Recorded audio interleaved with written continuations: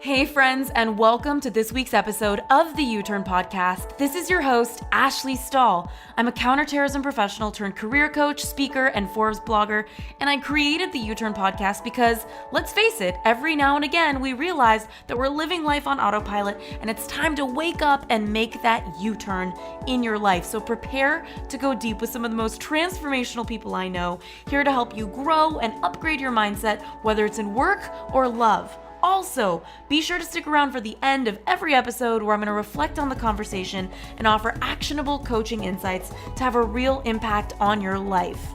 In the meantime, we've opened up access to 3 free e-courses on uturnpodcast.com. So head on over there if you want to land a new job you love, find your purpose, or launch your dream business. All of these courses are totally free. All you got to do is head on over to uturnpodcast.com. That's YOUTURN podcast.com. Now let's get started with this week's guest. Female orgasm, I would estimate that somewhere around 25 to 30% of women have never had an orgasm, but that's a very, very rough estimate just based on my own personal experiences.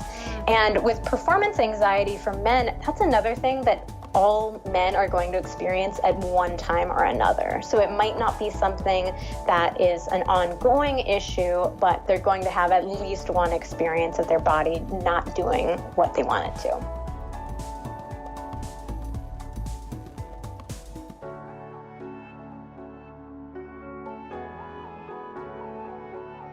Hey everybody, it's Ash here. Another amazing episode this week on the U-Turn Podcast. We are actually going to switch it up. I know that every single month you hear from a love expert, and I thought, you know what, let's take things deeper, pun intended, and bring on a sexpert. So I'm going to have Vanessa Marin here. She is a sex therapist who helps individuals and couples learn to value their own pleasure. And I thought, who better to talk to than Vanessa about how to keep the spark alive in your relationships, because I know there's so many people out there who end their relationship because sex is something that is one of the first things to go, and it sometimes feels like an indicator that you need to part ways. And so, Vanessa, there's so much for us to talk about. Welcome to the show. Thank you so much for having me. I'm excited to be on. Yeah, this is such a good topic. And, you know, like I was telling you before we started recording, it's like not everybody is an expert on sex. So I know that some people listening, they might feel themselves cringe, and I trust that maybe that's an indicator for them that maybe they're not fully comfortable. What are your thoughts on people who are listening to the episode and cringing at all? Like, what does that mean sexually for them? Well, I think the most important thing that I want to share is it's totally normal and totally okay if you are dying a little bit inside right now thinking about listening to the rest of this podcast. I like to be really upfront with my clients and the people I work with that sex is something that's challenging for all of us. We all have hang-ups about sex. So I'm really transparent about the fact that I'm a sex therapist. I do this for a living. I've been doing this for over 15 years, and I have my own hang-ups about sex. I have things that I am still struggling with and working on.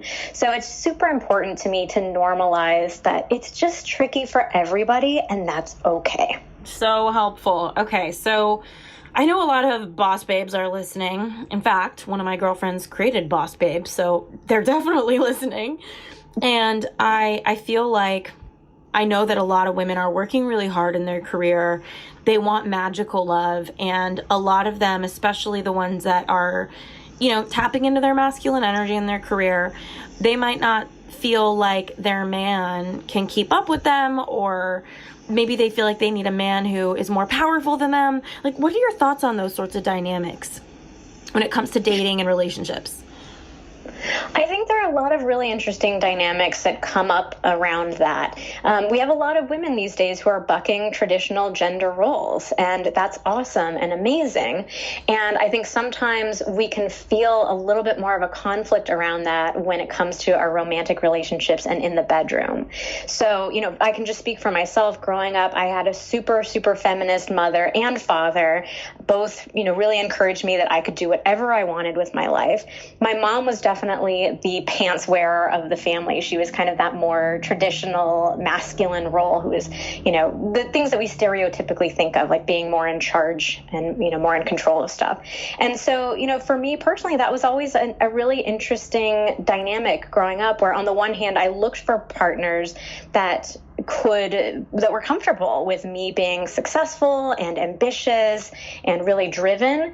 And on the other hand, also still wanting to feel a little bit of that stereotypical masculine energy. And I think that was really a challenge for me. Like, is that okay for me to want a partner who has some stereotypical, masculine elements to him? I don't want somebody who's, this crazy alpha male, like pickup artist, that kind of thing. But I want a man who feels like a man to me. And so, that just brought up lots of really interesting and challenging questions for me. And I know from my clients and women that I'm speaking with that it's something that feels really tricky for a lot of other women too. And, I also think that we live in a world where there's so many amazing women who are, like you said, they're blazing trails, like they are fearless and they're stepping in. And I've had a lot of girlfriends who I kind of watch their relationship dynamic where, because they push so hard in work, they found a partner that is supportive and is kind. But I notice that sometimes they'll emasculate their partner. And I'm curious what you think this is really about, or how relationships get to that point where, the woman might be emasculating the guy, and what that looks like to you. Yeah, to me, I think that boils down to a lot of confusion about the roles that you want to play in your relationship and how you each want to play with your masculine and feminine sides. We all have both sides. And, they come out in different ways with different partners. And so I think a lot of women who are, if they're really used to being super driven and successful outside of the bedroom, it's very easy to still be in that mode when you get home at the end of the night, where maybe you're used to leading a really big team and being, telling everybody what to do, being super clear with people, they're relying on you, and you come home and it can be hard to shake out of that role that you're playing. On the other hand, I also work with a lot of women who are boss babes, in their day-to-day lives, and then they come home and they want to be super, super submissive, very stereotypically feminine, having a man really take care of them. And it works the same way with men. You'll see a lot of high-powered men who love to be dominated in the bedroom. So it's just very, lots of different ways that configuration can play out. But I think what it boils down to is trying to be clear with yourself and your partner about the sorts of roles that you want to play in your relationship and what's going to feel good for both of you. And I'm curious, as a sex therapist, you probably see people for all sorts of different reasons. And I would love to hear, what are some of the most common things that people come in for? Because I think there's a lot of shame around sexuality, and people feel like something's wrong with them, or it's an indicator that their relationship has a problem, when really they're just human. So I'm curious, what's going on in your office, or what are some of the most common things that you're seeing right now? For women, by far and away, the most common issue that they come in with is wanting to learn how to orgasm. So that has become my specialty, and I really love working with that. And again, I work with a ton of women who are super ambitious, intelligent, successful in life, and they haven't figured out how to have an orgasm. And that can be a huge source of shame for them, that, how can I have every other aspect of my life totally together? And this is this one area that I'm really struggling with. So I love working with that topic because it just brings up so much interesting stuff about how we live our lives and our femininity and how we approach sex as women. So it's super interesting.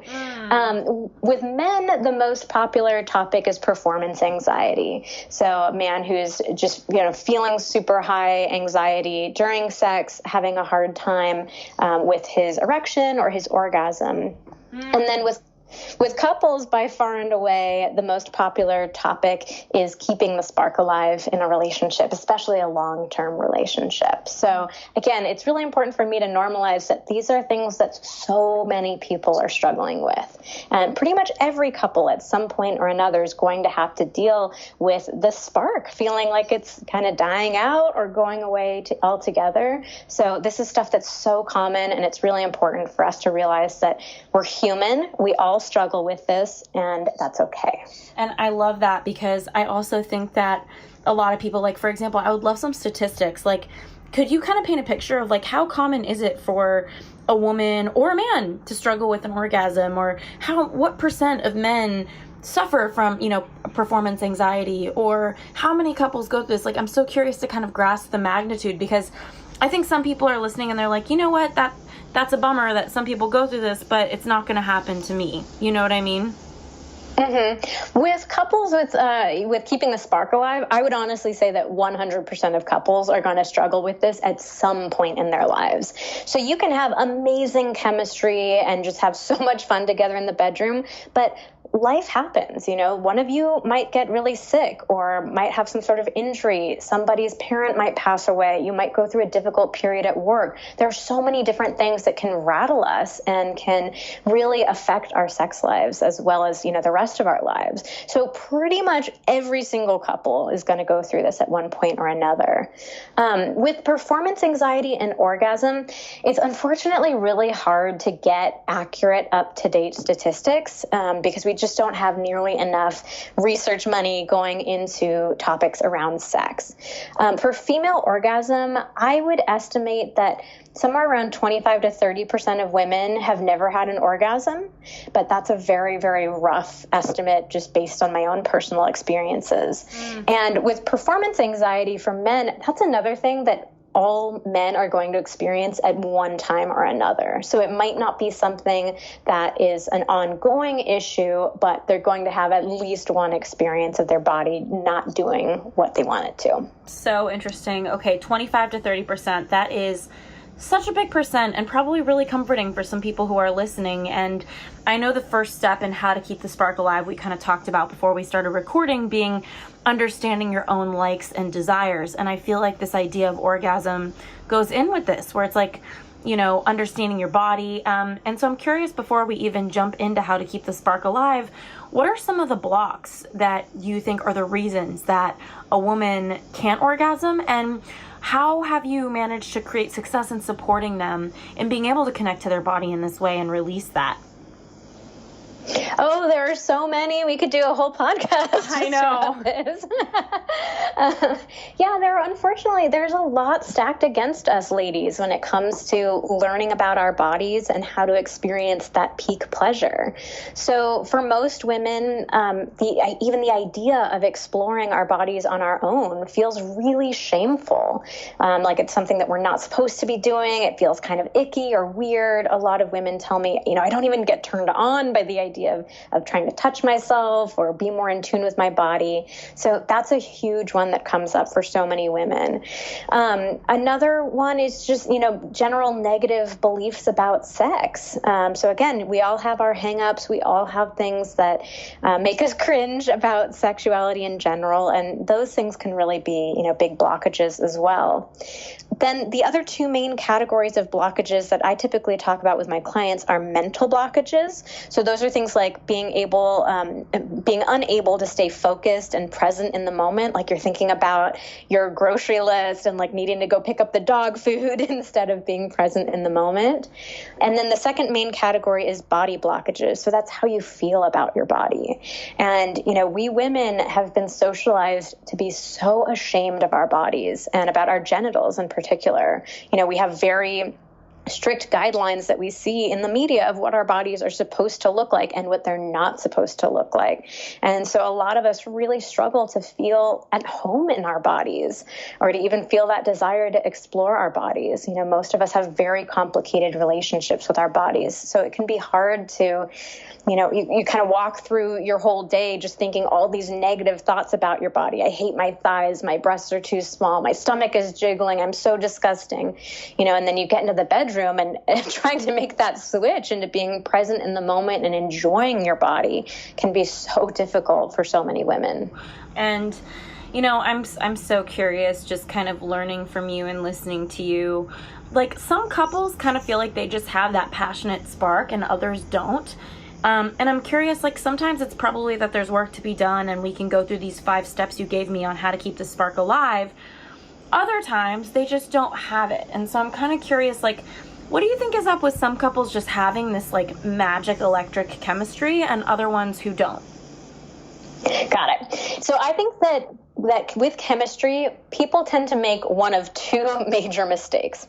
So the first mistake is we end a relationship if we don't immediately feel that spark with somebody. Like from the first kiss, maybe the first time you sleep together, if you're not feeling it, you're out of there. And then the second mistake is the complete opposite extreme, which is where people will stay in a relationship with somebody for years or even decades when it's clear that there's no spark, there's no chemistry. They've never enjoyed being intimate with each other. They've never enjoyed even simple things like kissing each other or touching each other. So I see those mistakes being made on opposite ends of the spectrum. And I think that we all need to find our way into the middle ground a little bit more here.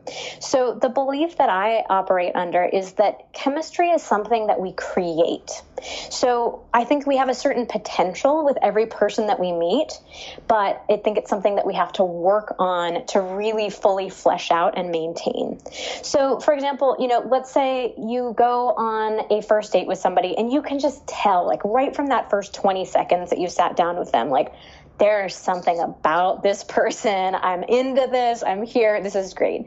And then you could have a different date the next day. And in those first 20 seconds, you're just like, God, something feels off about this. It's just not right. There's nothing I can point to about this person. Like they didn't say or do anything wrong. There's nothing objectively wrong with them, but I'm just not like feeling any sort of connection to them. So we definitely have different kinds of potential with different people. But again, my belief is that chemistry is something that we have to create and work on and maintain.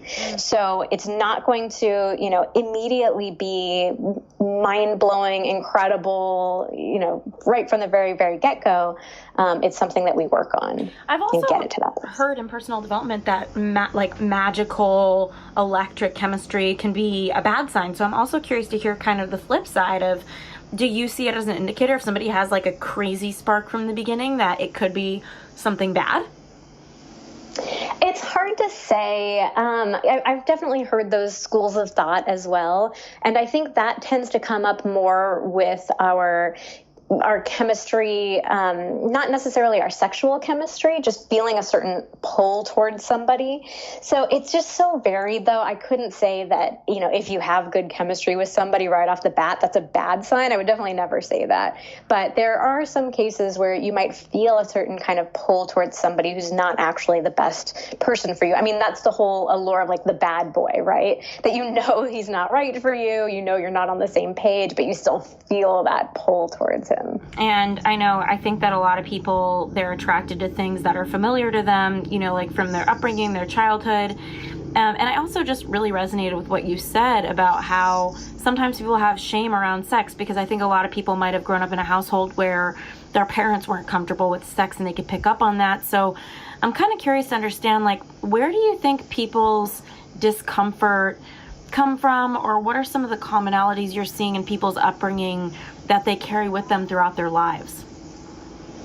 We can pick up stuff from a lot of different places, unfortunately. So for most people, their family, anything that your family said growing up about sex, if your parents ever talked to you about sex at all, or if they gave you certain messages like, girls aren't supposed to masturbate, or you have to save yourself until marriage, or, sex is sinful, you're definitely going to pick up on those messages. You can learn stuff from your friends. So people always have stories of rumors that you heard on the playground and things that your friends told you about sex. That can really affect you. Your community in general, if you're part of a religious community, if you go to church, or if your community in general tends to be more conservative, you can definitely pick up on a lot of blockages and beliefs that way. And then there's just society in general. I mean, all you have to do is crack open a magazine, watch 10 seconds of a TV show or a movie, like you're getting so many messages about sex. So it's pretty much impossible for anybody to fully escape that. Unless you want to grow up in the woods, raised by wolves kind of thing, like you're going to get hang-ups about sex in one way or another. So interesting. And so kind of going back to how to keep the spark alive, I know we were going to start talking about your own likes, your own desires, but kind of adding on to this topic, if we made step number 1, understanding chemistry should be worked on and not to prematurely ending the relationship, if we started there, I'm curious just to understand some of the indicators that it's workable versus it's not, because like you said, there's those two extremes. So I know ladies right now, and you're cool, evolved gentlemen too, who are listening, they're curious, right? Like they're dating, or maybe they're in a relationship right now and they don't feel the chemistry and maybe they never did. What are some indicators that's workable versus it's not, because sometimes you meet somebody and it's kind of like, this is never going to move. And other times it's a total shock. And I'm always kind of trying to figure out, like, at what point are you wasting your time in your relationship or in a dating situation where it's like, this just isn't there? How do people kind of get connected to themselves with this? That's a great question. And I think it comes down to one key characteristic to look for in a partner. Are they willing to work on sex as well? So that one characteristic is what's going to carry you throughout being able to have an entire lifetime of a healthy and active and super passionate and exciting sex life, if you're willing to work on it, as opposed to somebody who thinks that this should just happen naturally. It shouldn't require any sort of effort or communication whatsoever. So you can gauge that in a bunch of different ways. One might be, what's it like when you try to give some feedback to your partner? So if you say, hey, this is the way that I really like to be kissed, or could you try, rubbing my shoulders, or, if you give them something specific, how does your partner respond to that? Do they jump right on it and they're like, cool, great, yeah, let me kiss you like that? Or do they get defensive? Do they get even aggressive or kind of angry about it? A lot of times I hear from my female clients that their male partners will say something like, well, but I've tried that before with all of my past partners and they've liked it. Yes. It's not the kind of reaction that you want to get from a partner. Defensiveness, okay. Yeah, kind of trying to gauge them in that way. Is this something that they take a joy in, working on with you and exploring with you? Or does this feel like somebody who's really set in their ways, who, maybe hasn't done their own work yet and they don't really understand that this is something that requires effort? But that's definitely what you want to look for. Can this person be a teammate with you in creating a great sex life? And kind of taking it a couple steps back before the relationship. So let's think about dating, and like if I had a penny for every girlfriend that's like, I should set you up with my brother or my friend, and it's like, maybe you'll see a picture of them and your vag will be like, no, I'm not gonna have sex with that person, or like, I'm not feeling it. Like, where do you gauge that line of like, what, and to me, I feel like attraction is so many things, like their voice, the way they carry themselves, all the things. But oh yeah, I'm curious to understand like where that limit is, because I know there's a lot of women out there dating and men out there dating, and they want to be optimistic. And if so-and-so has an amazing friend that's really special, it's like, okay, wow, well, I want to marry somebody that's an amazing person. But they look at the person, they're like, I'm just not feeling it. Like, how much do you try until it's like, okay, you're just not feeling it? That's such a good question. It's a really big challenge for so many people trying to suss out if there's enough potential there with somebody. So first, I would think about it just from that point of the word potential. So I think so often, especially if we're getting excited about dating, or on the other end of the spectrum, if we've been dating for a long time and we're getting really frustrated and just bummed out about it, it's very easy to want to make a split-second decision about somebody. We're busy, we don't want to waste our time with people that there isn't going to be something there with. So it's an understandable reaction, but I think it's important to take a step back and look at it through that lens of, could I see potential with this person? So maybe this person is not blowing me out of the water from the very first picture of them I've seen, or the very first, 30 seconds of this date, but could I see that there might be potential there? So I think, when it comes to dating, I think meeting someone in person is almost always worth it, unless there are any huge red flags. Let's say you're looking at their dating profile and they've said offensive things, or, you just know, like, this is not a person I even want to take the time to meet. That's fine. But for anybody that you think, okay, maybe, if there's some sort of potential there, then I think it's worth meeting people in person, because just what you were saying, that we can tell so much from somebody by how they carry themselves, their voice, their body language, how they treat other people. So attraction is so much more than just looking at a picture on your cell phone. So I'd say, meet someone in person. And then from there, if you're feeling enough potential to try being physical with them in some way, there's definitely a delicate balance to walk of, you don't want to push yourself to do something physically with your body that you don't want to do. So if you're not feeling a connection to somebody, you're not feeling safe with that person, do not force yourself to have sex with them just to see if there's the potential there. So, you want to pay attention to your own gut instincts and your own boundaries around that. And at the same time, maybe see if you feel open to exploring that potential with them. So maybe it's, you just want to give a hug at the end of the date and see how that feels for you, or a kiss at the first, the end of the date. So you want to try giving them a chance if you're feeling that potential there. But again, not pushing yourself beyond what you feel comfortable with.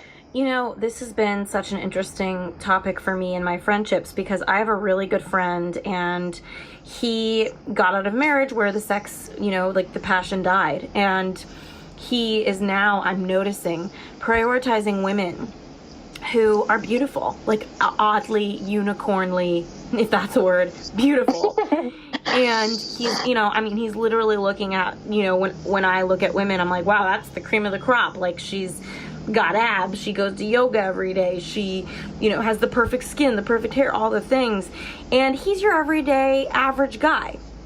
And so I'm kind of curious, like, what is it about when people are, it doesn't feel right to say wanting a partner whose looks are kind of out of their league, because that's not what I'm trying to say. It's more just like focusing on it to the point where maybe they're blind, or like putting attraction so high up. Like, what's that really about when people want a partner that's like so hot and so good looking that they're kind of blind to everybody else?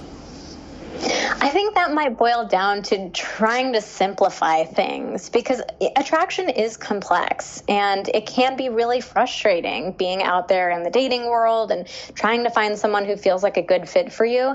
And I think a lot of times people just try to simplify things and just look at, the surface of things. I mean, that's why dating apps are so popular, because it gives us such a simple way to yes or no on somebody.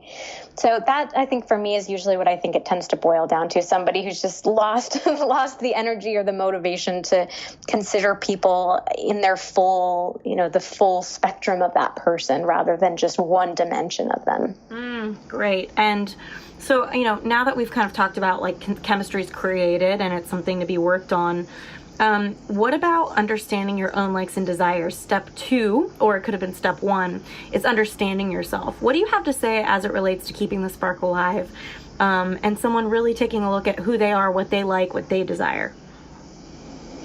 Yeah, it's so important for us to explore our own sexuality before we get into a relationship. I think a lot of people, we expect that our partner or our relationship will sort of illuminate everything for us. So I was saying to you earlier, a lot of women, we have this fantasy of the knight in shining white, shining armor, like riding in on his white horse and, rescuing us and saving us. And there's a similar kind of dynamic around sex too. Another way of thinking about it is, everybody wanted their own Christian Grey after the whole 50 Shades thing a few years ago. Somebody that could just take the lead in the bedroom, who just magically knew everything that you wanted and could just do it without you even having to think about the fact that you wanted it, much less having to ask for it. So I think a lot of us women, we have these fantasies in the back of our heads of a partner who just will magically know exactly what to do. And the truth is that that's just not how sex works in the real world. It's not how relationships work in the real world. It's important for us to get a sense of, what we like and what we want to explore and what we're curious about and what brings us pleasure on our own. And, I think a lot of women start to feel let down when I talk about this and think like, oh, but it would just be so nice to have somebody do it for me. But the reality is that when you feel really in tune with your own sexuality, when you feel like you know who you are as a sexual being and you know how your body works and what it needs, and you feel connected to yourself, there is nothing better than that feeling. It's so empowering. It's so enlivening. It makes you feel like a vibrant person, and it attracts people to you as well.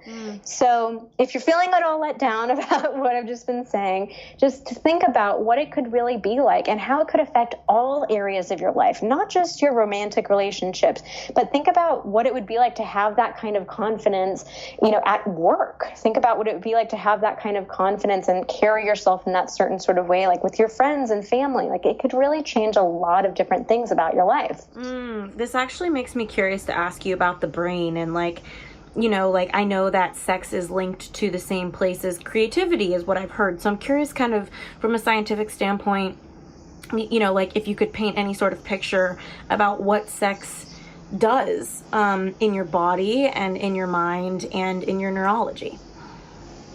Sex has a lot of incredible benefits, and orgasm has a lot of incredible benefits as well. So they're always they're doing a lot of different studies trying to connect, sex and orgasms with different things, and they have found some incredible connections. Things like being turned on and having sex can increase your pain threshold, which you would just how are those two things related? It's really crazy to think about. It can increase the functioning of your immune system. It can improve your mood. It can take headaches and migraines away. It can relieve menstrual cramps.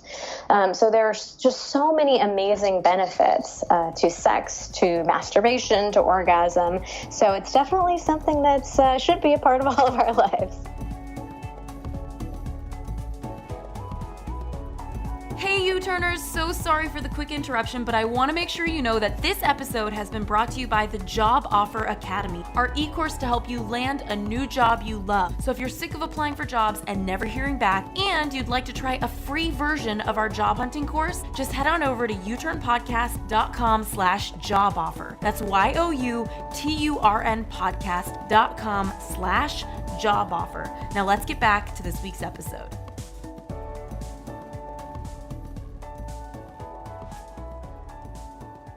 How does a woman or a guy, like anybody listening right now who wants to understand their own likes and desires, how do they kind of get started in doing that? Because I guess, masturbation is one way. I'm guessing it feels intimidating for somebody who doesn't know what their likes or desires are, or maybe they're in their relationship and things aren't working, but they don't know how to talk to their partner about it because they don't really even know what to ask for. It's like, how do they get started in that relationship with themselves? So the first thing that you need to do is get in a mindset of curiosity. So a lot of women, and again, women who are super accomplished and successful, a lot of us tend to get into perfectionistic mode. And so we approach sex and our bodies and our likes from this same sort of perfectionistic mode where we feel like we have to figure it all out. And that the goal of this is to be able to hand over to your partner this 10-point checklist of, here's how to turn me on, or here's what I like in the bedroom. Just follow these 10 steps in the series that I've given them to you and all will be great. So this is not at all about that. Instead, this is about being curious. So I'm curious about how my body will respond to my touch. I'm curious about what parts of my body are the most sensitive. I'm curious about what it would be like to try out these handful of masturbation techniques and see which one I like best. I'm curious about what it might be like to try on different kinds of lingerie, or to try reading erotica, or to take care of my body in this, certain sort of way and see what happens. So it's not about figuring things out. It's not about perfectionism. It's about being curious about ourselves and our own experiences. So that's where I would start. Okay, so helpful. And I know that, people might be a little uncomfortable, getting curious. Like even the fun energy that came with you saying, get curious. I can imagine some people listening are like, ah! So, holy shit, so. Yeah. So if you're interested in masturbation in particular, if you've never had an orgasm or if you've never enjoyed masturbation, you can definitely head on over to my website. I have a free guide to the best way to have your first orgasm, where I talk about some research that has been done on specific masturbation techniques and share those techniques with you. So you can download this guide for free. I'm really big on being very very detailed and practical and actionable when I work with clients. So I know that idea of like, just go explore, that sounds scary to a lot of people, because a lot of people go to, well, but I don't even know what it is that I'm supposed to explore. So in my work, I like to give people specific, tangible things so you have some guidelines to follow. So that guide is a great guide to check out. I definitely recommend going over to my website and checking it out. Great. That's helpful. And, it's so funny. I come from a very open group of girls. So, like for the holidays, one of my girlfriends knows that I love cake, and I have a ghostwriting house called Cake Publishing. And she, literally got me red velvet cake flavored lube. So it's like I come from the most, and they were kind of joking around, obviously. But it's like I come from such an open group of friends, but I didn't come from an open household. I came from a household where if sex was on TV or if it was being put on, a movie screen when we were all going to the family movies, I could feel my family cringing. What do you think are some of the early situations that make it so uncomfortable? Like, what are some commonalities that you see? Like, for example, I think a lot of people's dad had porn hanging out around the house, and I'm wondering, is it that the porn was there or that it wasn't discussed or how it was discussed? Like, is there any sort of commonality you're finding about what blocks or people who have a lot of blocks are experiencing? There are just so many ways that we can get messages about sex as young kids that sometimes it sort of, it feels hard to know, like, what's the exact right thing to do as a parent. Because sometimes, your kid's going to see something, they're going to be exposed to something, and, you could freak out, and then that's going to give them some sort of reaction, or you could talk about it with them too much, and then that's going to, create some sort of reaction in them. So sometimes it can feel really hard to navigate exactly how to manage these sorts of moments. But for a lot of people, seeing exactly what you were describing, seeing sex scenes on movies and having people, parents switch the channel really quickly, that can be a big one. Accidentally finding porn or lingerie or sex toys around the house, walking in on your parents is another super common one. My biggest memory from my childhood was my parents trying to give me the talk and being really awkward and uncomfortable about it. That left a lasting impression on me, and that ended up being the reason why I decided to be a sex therapist for a living. So there are just so many different ways that we can end up getting messages about so many sex. Beautiful ways for us to all get traumatized. Totally. Yes. Yeah. And, you said make it a priority in your life. So number one, for those of you taking notes, understanding that chemistry can be created. And then also number two, understanding your own likes and desires. So seeing it as an experiment, seeing it as an exploration to get curious. And then number three, Vanessa, you said was making it a priority in your life. So can you talk a little bit about that? Especially because I know somebody listening right now, maybe they're thinking like, I'm not that sexual. So I would love to also hear about the stories people tell themselves about their sexual appetite and what you see as true and what's not true. Oh, that's a great question, too. Yeah, so starting with this idea of prioritizing sex, I think it falls into what I was saying earlier about the fact that so many of us, we expect that our sex lives will just work, that we should just have hot, passionate, satisfying, amazing sex just magically without any sort of effort involved, any sort of communication. It just is supposed to happen. And I think that's a way that most of us really kind of divorce ourselves from our sexuality. Like, sex is just something over there that happens. It's not something that I fully take ownership of and I make things happen with it.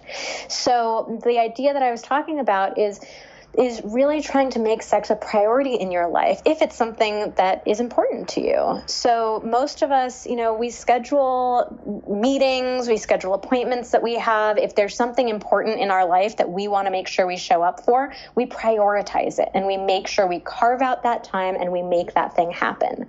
But because so many of us feel so uncomfortable around sex, we don't make that same sort of effort with our sex lives. So it's, Wednesday at night, you guys have had long days, you ordered takeout, you're crashed out in front of Netflix, and you're both falling asleep on the sofa, and you kind of like look over at your partner and start to feel bad about, what happened to the passion? Where did it go? What's wrong with our relationship? And it's, well, when in that day did you prioritize you and your partner having time for each other and being able to connect with each other? So there are a lot of different ways to do this, but the general idea that I think we all need to get on board with is that our sex life is something that we work on. We don't just rely on it to work. So we make that effort to make it a priority in our day, make it something that we work on with our partners. We make that time to connect with them. So going back to what you said about a lot of women, telling ourselves stories about, oh, I'm just not a sexual person. So first and foremost, I want to say some people genuinely are not sexual people. There are, asexuality is a thing, or sex is just not something that's super important to you. That's perfectly okay, as long as you're making that decision for yourself, where you feel, hey, I know myself. I know that sex just is not a super big priority to me, or I'm not interested in it at all. That's okay. On the other hand, though, I do hear those kinds of comments from women who will also tell you that, oh God, well, I miss those days in my early 20s where I just felt, so much desire for sex. Sex just felt so easy. It was so passionate. It felt so good. And so these are women who have, over time shut themselves down by creating this story that, oh, I'm just not a very sexual person. So if that's the case for you and you realize, you know what, I miss feeling sexual, or I want to feel sexual for the first time in my life, then that loops back around to this idea of prioritizing it, that you have to recognize this as something that you are willing to prioritize and work on. And you can definitely get yourself back to that place of feeling like desirous of sex, having a lot of fun with it, feeling a lot of passion and pleasure. It just has to start with that original idea of being willing to prioritize it. Yeah, this I think is a really tough one, because I have some friends who they want to have sex, like the way they talk about their sex drive, it's like more than once a day. And I'm like, girl, you gotta go to your job. You gotta like clean the dishes. And so I'm also curious, what is it about if somebody wants sex all the time? Does it just mean that they have a high sex drive? And what does it mean when, and what also I would love to know, and I know there's no such thing as normal, but what do you see as typical for like a healthy sex drive when you're talking about, so many clients that are coming in and out? What do you like to see? So I'm going to bum you out with this response, but there really genuinely is no normal. I have never seen, any sort of consistent pattern across people or couples where I could say, well, if it's twice a week, for some reason, most people seem to have it in their heads that twice a week is this normal frame. But I just really have not seen that. People are so varied in what they like and enjoy and desire. And so my personal perspective is, whatever makes you happy. Whatever makes you happy, do you. So, it's interesting because I think when we go to the side of people who want sex a lot, yes, sex definitely can be used in unhealthy ways. Some people use it as a coping mechanism to deal with, deeper emotions or issues that are going on. But there are also a lot of people out there who just naturally have a really high sex drive. And I think a lot of people, I hear the same sorts of responses that you just said, like, well, but don't you have to go to work and, you have to do stuff. I think a lot of us are really afraid to say, like, sex is a priority in my life. And I'm willing to, be really clear with my bosses about what my hours are and what reasonable expectations are so I can get home to my partner and we can have some time to have sex. Or, I'm going to hire a house cleaner so that I get that extra couple of hours back a week that I can spend with my partner. So it's totally fine for us to make decisions about our lives that create more space for us to have lots of sex. But again, there really genuinely is no normal. And I think people tend to overly fixate on the numbers aspect of it because, again, it's such a complex issue. We want to boil it down into something really easy and tangible, like, oh, as long as I'm doing it twice a week, I'm fine. But hate to break it to you, there just is no normal that works for everyone. Well, so then I guess I'm curious about compatibility with it, because I know that I've had so many different experiences, I have had relationships where I have more desire for somebody and then less desire for somebody. And I'm also curious just from a lot of girlfriends who talk to me about how they wanted a certain amount and their partner doesn't.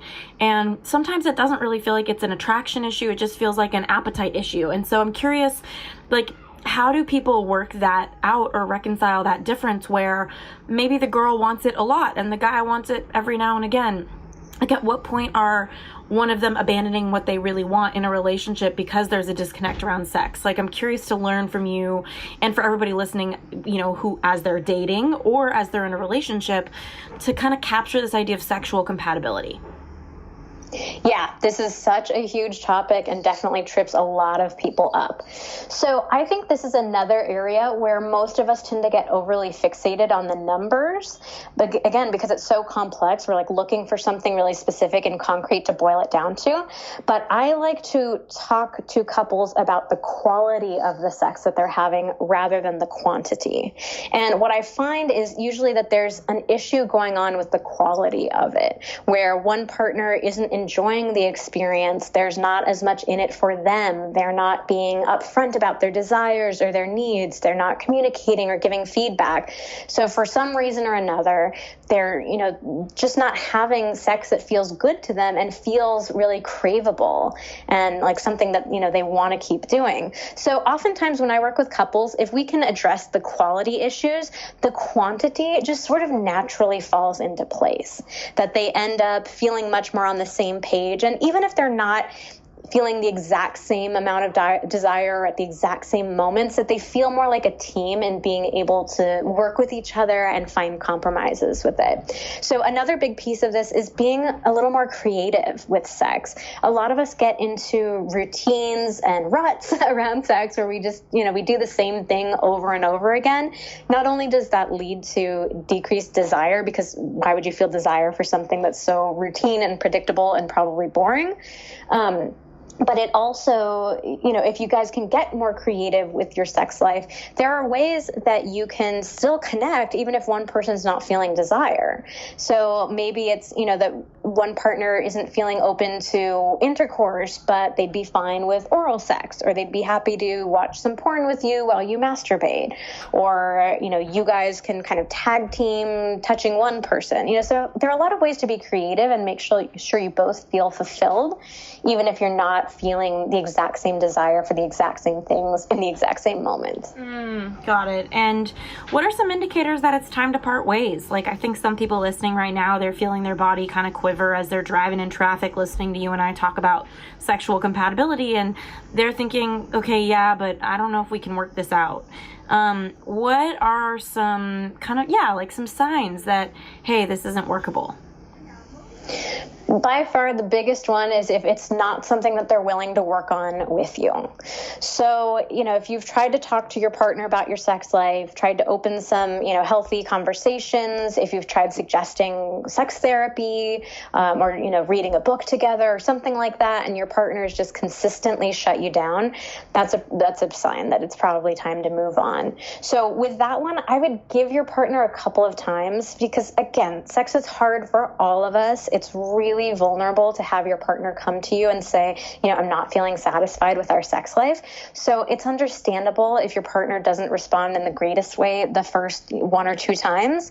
But if you're persistent with it and, you know, make sure that you're having good communication and you keep bringing it up and you're just getting nothing from your partner, then that's a sign that, you know, this is just something that your partner's not willing to work with you on, and they're probably not going to be a good partner for you. So I know it brings up some really painful situations and conversations, but it's important. You know, sex is an important part of relationships, and, you know, it's important for you to stand up for what you need in a relationship if your partner's not willing to work on it with you.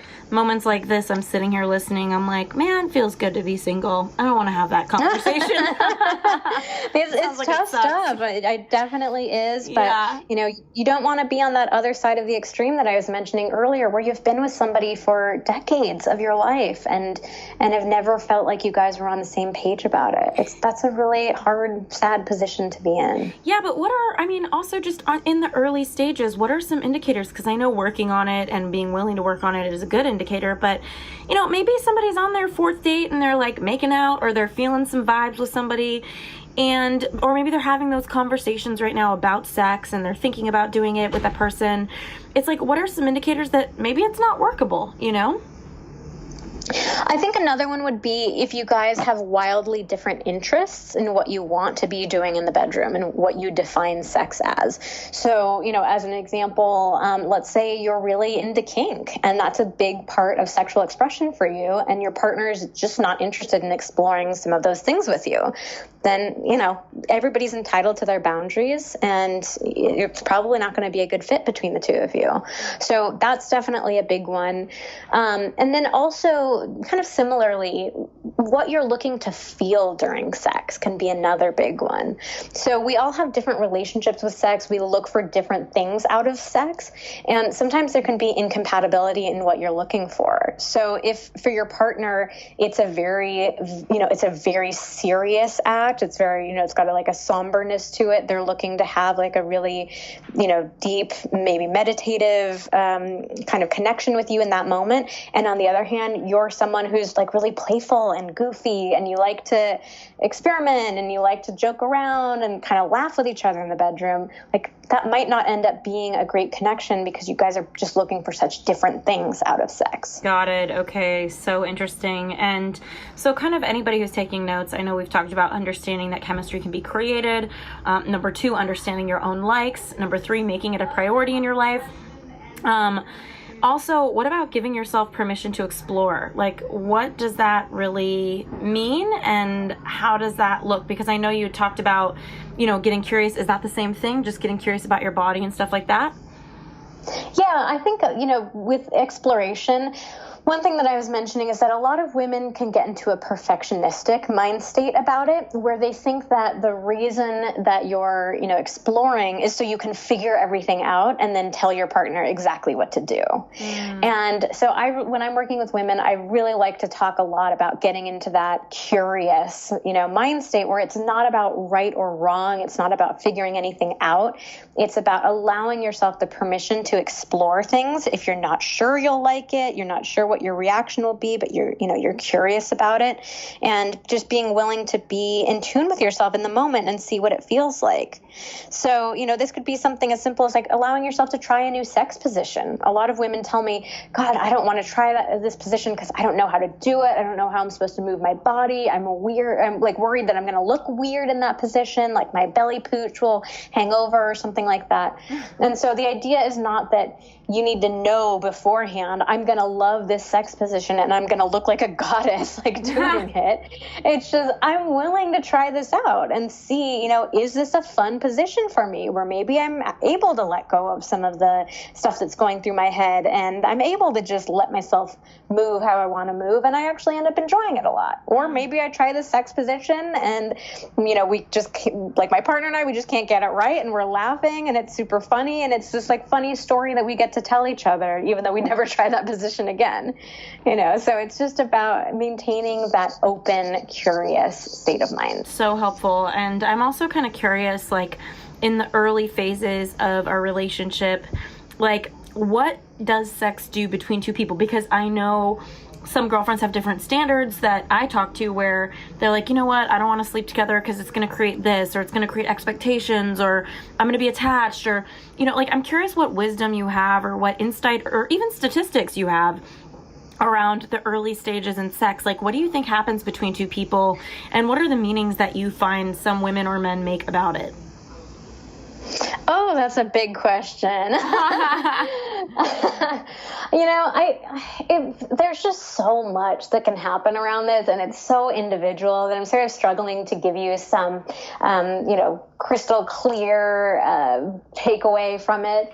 But it's just such an individual experience. I think it comes down to each of us trying to get clear with ourselves about the role that we want sex to play in our lives, and what boundaries we feel comfortable with. So I don't know if I could give you any, set in stone words of wisdom to follow every single time, but it just more comes down to figuring out for yourself what's going to feel good for you.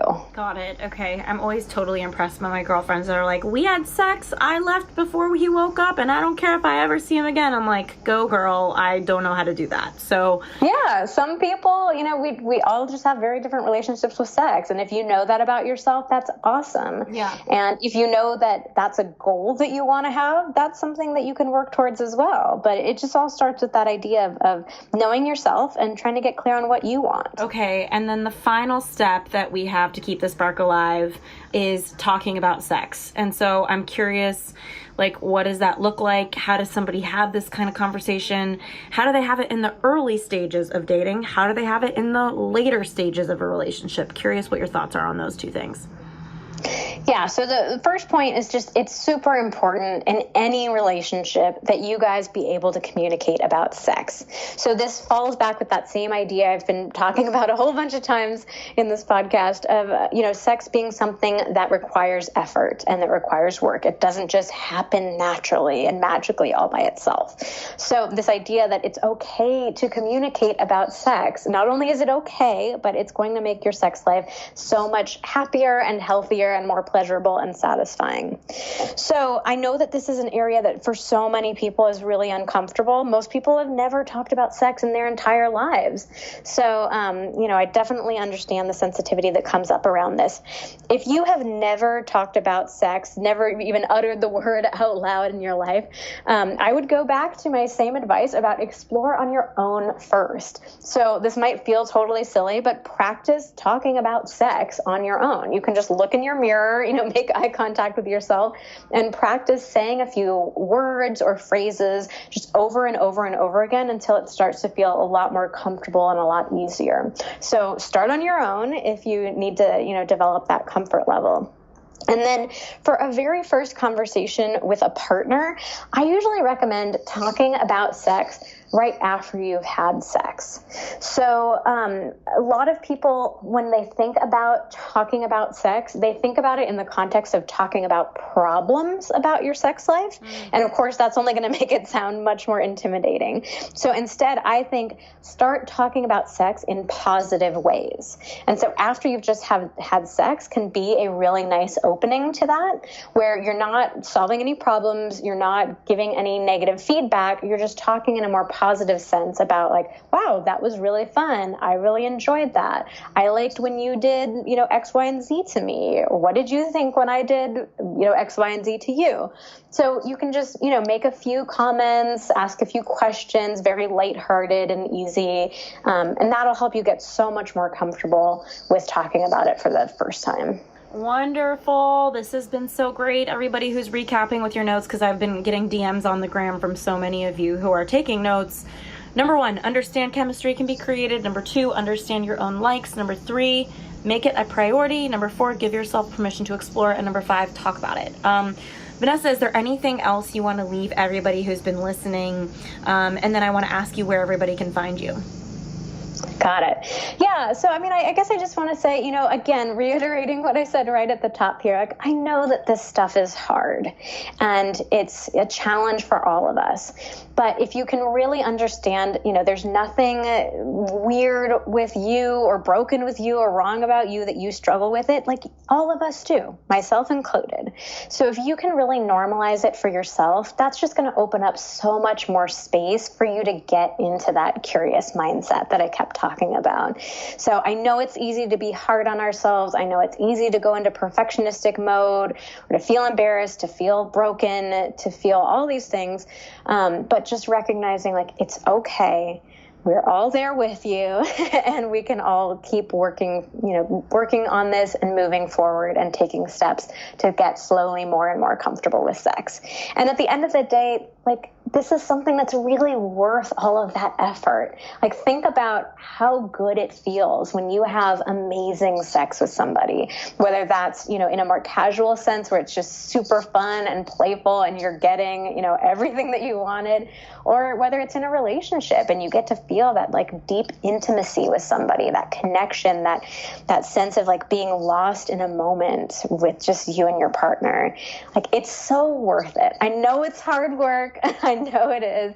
But when you really get to have those kinds of experiences, you recognize, all right, this was totally worth the effort that I put in. Beautiful. Thank you so much, Vanessa. And where can everybody go to find you and get their guide and all that kind of stuff?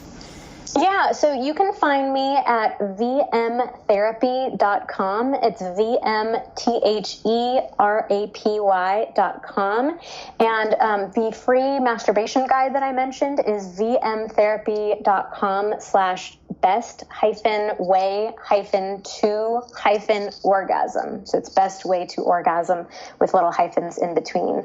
And otherwise, I'm on Instagram, Twitter, Facebook, under Vanessa Marin. So I'd love to connect with you there as well. Thank you so much, Vanessa. Awesome. Thank you so much for having me. It's been a blast.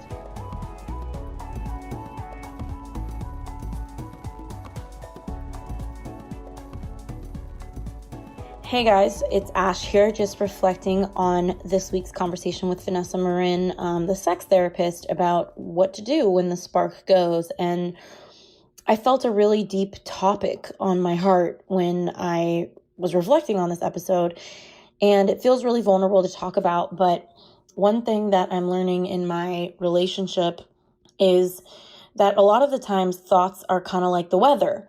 They kind of come through your head, and it's so important to pay attention to when they repeat themselves and they become a thing versus just a floating through thought that you've believed. And so the difference is that, you know how some days like you're feeling a lot with your partner or in your dating situation, but then the next day it's kind of gone. I think it's so important for us to be responsible with what we feel and how we feel. And I think that starts with being able to determine whether the thoughts we're having are like weather, like little things, like little rainstorms or little things floating through our mind, versus a theme, a pattern, a consistent thing. Because when a thought keeps getting repeated, it becomes a belief.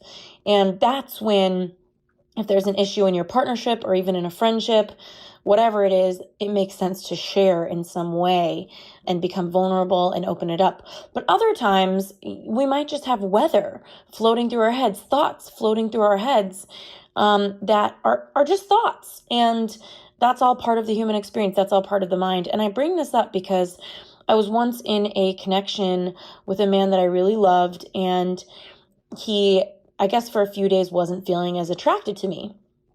And he ended up just seeming off, and I couldn't help but notice it. And I kept saying, "You seem off, something's off." And he eventually told me, "Yeah, I hate that you're asking me, because I've been avoiding this and I've been trying to figure out if this is a thing or if this is just a quick moment." And he said, "But I'm just not feeling like the same sexual pull towards you as I have." And it was one of the scariest things I'd ever had a guy say to me, especially because I loved this guy. And it took a lot for me to ground in that. And the irony was that a week later, he didn't feel that way anymore. But so I was kind of left traumatized, like, oh my gosh, this is the beginning of the end. And he had moved on. And what ultimately happened in that situation is that he was just having some weather in his head that he ended up sharing with me. And I turned it into a pattern of thought and a belief. And so I think it was so important that we both learned in that relationship that when he has something that he is aware of with me, he might want to give it a moment to be responsible and to make sure it's really a thing and not just weather floating through his head. So I know that this could seem totally unrelated to this episode, but I think it's so important, because if you're losing attraction, or if there's a dynamic with your partner, or there's a dynamic with a friend even, you want to make sure that when you come to them, when you talk to them, which you absolutely should, always open up the communication, that you're coming from a place of really being rooted in a pattern of thought that you are looking to break, question, or free up. And that starts with making sure that you're not buying so far into your weather and the thoughts flying through your head that might not be true for you, but that you're actually resting with those thoughts and letting yourself observe whether those become continued patterns over an extended period of time, so that you can responsibly share something that's actually there and not create damage in your connection. So that's something that I just wanted to share with you because it felt present for me listening to this. I'm so honored, as always, that you're listening to the U-Turn podcast. Thank you so much. Can't wait to hear how this episode was for you. I'm sending you all the love, and I wish you a beautiful day.